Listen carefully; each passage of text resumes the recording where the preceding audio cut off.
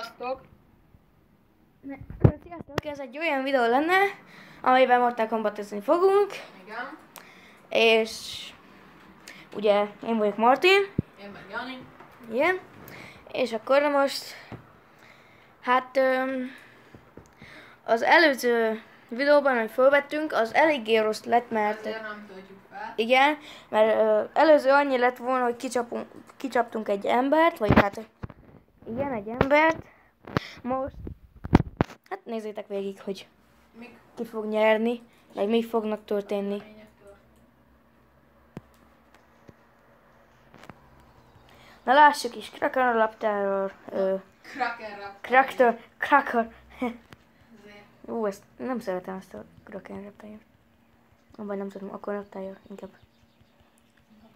A Red Hills meg fog halni. Remélem. Se nem. Hát akkor is meg fog halni. Ja. Várlok Kancsi, annak az a képessége, hogy nem saját magát támasztja föl, hanem például megölöm ezt a Ermakkot, akkor azt újra tudja éleszteni.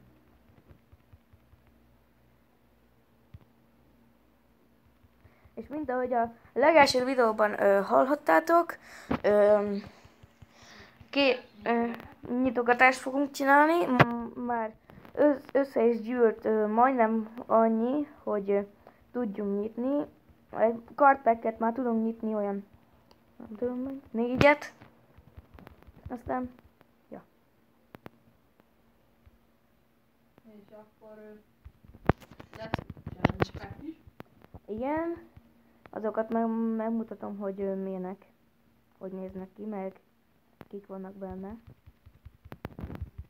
Bár lehet, hogy a következő videóban fogjuk bemutatni. Ja, és igen, azért volt ennyi lemaradás. Mert én versenyen voltam. Igen. Mert elvileg reggel mentünk volna át egymáshoz, Ja.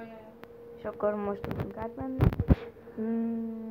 De azért reméljük, hogy nem haragudtak ezért. Hát, reméljük. És akkor Igen, megölte. Ja, még nem, de.